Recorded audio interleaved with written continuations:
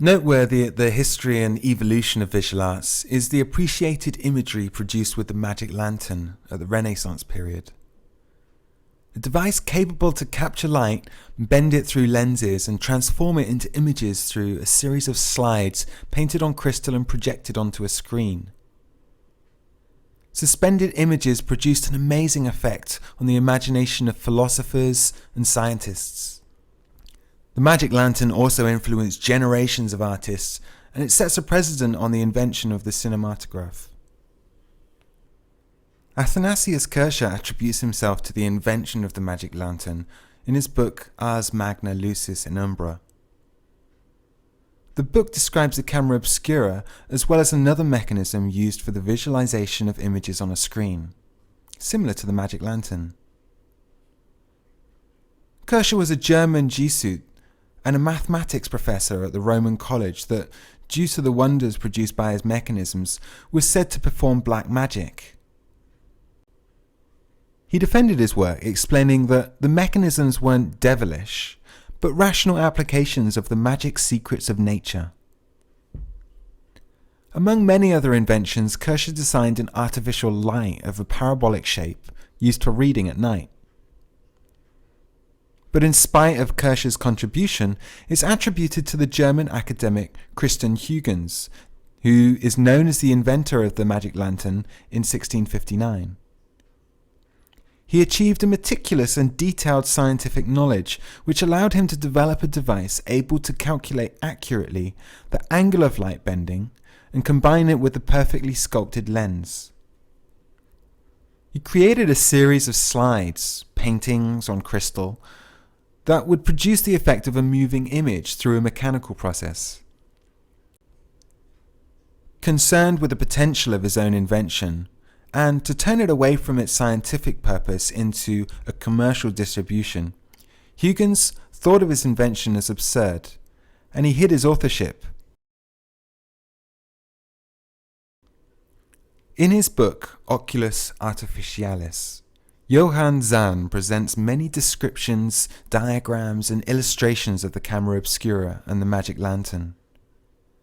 Zahn developed the magic lantern further, using it in anatomy conferences, and he suggested the projection of images on water, underlining the importance of hiding the device from the viewer. Some of his works were made with optical impressions colouring engravings. Also, the Italian painter Canaletto used the camera obscura for the realization of his paintings of Venice. He called this instrument the ottica camera. So the second part of this lesson is about the evolution of the magic lantern and the art of audiovisual live performances. One of the first known live visual performances was the Phantasmagoria, which took place at the end of the 18th century. And it was a pioneering show in the history of cinema and also live audiovisual performance. It's based on the creation of an immersive space with imagery of ghosts and death and other motives.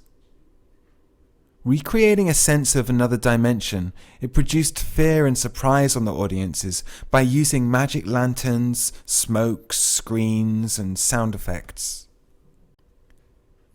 As the magic lantern became more widely used in a number of different ways, its design also evolved. The oil lamp was replaced by an incandescent lamp, and later we saw the development of the voltaic arc, the biennial and the triennial magic lanterns. As it evolved, the magic lantern started to incorporate mechanisms which helped it spread its application into new areas. Around 1756, Jack Charles invented the megascope that augmented and projected images of any object directly. At the decade of 1770, Séraphine Françoise presented in Versailles with great success Ombres Chinoises, the magic lantern used in a shadow theatre. In 1789, the magic lantern took a politically relevant role when it was used to demonstrate how French aristocrats take advantage on commons. Later, in 1791, it was used with educational purposes during the court case of Marie Antoinette. Franz Anton Mesmer famous for his work with animal magnetism, used the magic lantern during classes and hypnotism sessions. It was also used for healing purposes by Professor Jean-Martin Charcot in his treatment of epilepsy and hysteria. So back to what will later be called the Phantasmagoria. Etienne Gaspard Robertson developed several of the features which made possible these performances to an extreme and unforgettable experience for the audience. Robertson created a version of the magic lantern which had adaptable lenses and also made it more portable, allowing to change the size of the projected image. The Belgian magician worked with several projectors and surfaces for projection, specifically made for rear projection and projecting onto gauze that produced a translucent appearance. In Berlin, during the year of 1780, one of the first Phantasmagoria shows scared the audience with a combination of saloon tricks, seance sessions, and projection effects. The show would reach its peak with an explosion in the room of an exhibition. The room looked like it was burning into flames with the audience inside, and the effect was conceived with the use of projections. These events were not very popular for a period of time, but he continued developing and improving it. A couple of years later, it started a new performance concept in Vienna that toured for more than a year and arrived at Paris in 1793. This was around the time of the Plan Advance in the French Revolution, and the entrance of the event was through the Gothic surrounding cemetery. The show structure was designed and detailed on scripts and scenes, but Robertson also applied new effects, masks, ventriloquism, and projection of three-dimensional figures and actors. The show proved to be extremely realistic, and finally Robertson had to reveal its secrets as a result of a court trial. From this moment on, the show became very popular. In 1801, Paul of Philipsthal presented in London his version of the Phantasmagoria. He did this at the Lyceum Theatre, and it was a very successful production. The term Phantasmagoria seemed to be coined in 1801 by Louis Sebastian Mercier, and it was the name that Philipsthal used for the exhibition at London. Phantasmagoria, the word, comes from two Greek words originally. Phantasma meaning image, and agoria meaning assembly.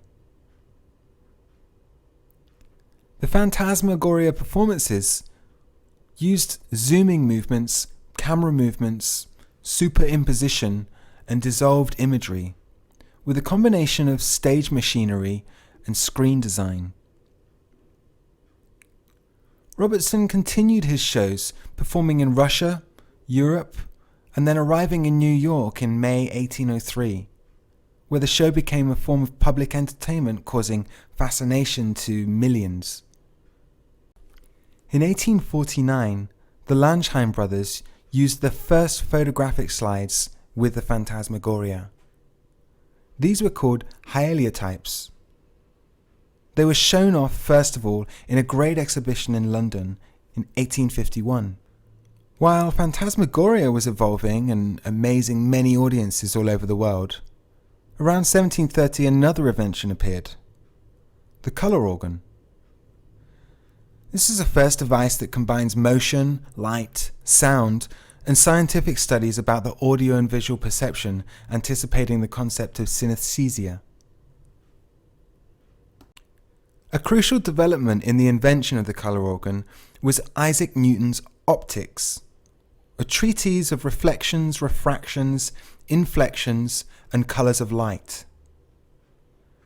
This book states a direct relationship between the 7 colours and the 7 unities of the audio scale.